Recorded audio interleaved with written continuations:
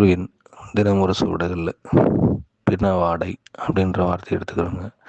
எல்லோருமே வாடை என்ற வார்த்தைக்குள்ள எவ்வளோ விஷயங்களை எடுத்துக்கும் பொழுது இது தினம் தினம் தனக்குள் ஏற்படுற மறுமுக்தியை கூட சொல்லலாங்க.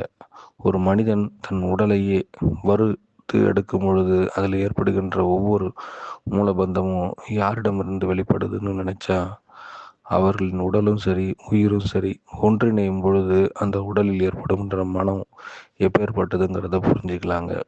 உயிர் தத்துவம் எதனை சொல்ல ஆசைப்படுதுங்கிறதுக்கு நிஜமான சத்திய சுரூப நாயகர்கள்லாம் தன்னுடைய உடலையே மருந்தாக்கும் சக்தியாக தான் மாற்றி காமிச்சாங்களாங்க.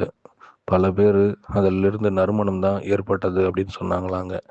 ஆனால் உடல் மீண்டும் அந்த வாடை ஏற்படுதுன்னா அப்போ அதற்கான தகுதியை அந்த உடல் இழந்து விட்டதுன்னு கூட சொல்லலாங்க. ஒரு மனிதன் தன் உடலின் உயிரையும் எப்படி ஒருங்கிணைத்து ஒப்பற்ற செயல் செய்யும் பொழுதெல்லாம் அவரின் உடலில் ஏற்படுகின்ற நறுமணமே அவருக்கான ஆட்சி பீடம் அமைக்கும் தகுதியையும் அப்பேற்பட்ட ஆட்சி நிலையிலும் அவர் இருப்பதையும் உணரலாங்க. யோகவித்த வரலாறுகள் பல படைத்த சான்றோர்கள்லாம் இப்பேற்பட்ட முழு மூலத்தையும் தன் உடலில் இருந்து கிரயம் கொடுத்து மீண்டும் உடல் அவதாரம் எடுக்கும் நாளன்று தன் உடல் எப்பேற்பட்ட நிலையை அடைய வேண்டும் என்பதை கூட கிரயம் செய்தார்கள் எனில் அவர்கள் உடலிலும் நறுமணமாய் வீசும். அனைவருக்கும் குருவே சரணம், குருவடி சரணம், திருவடி போற்றிங்க.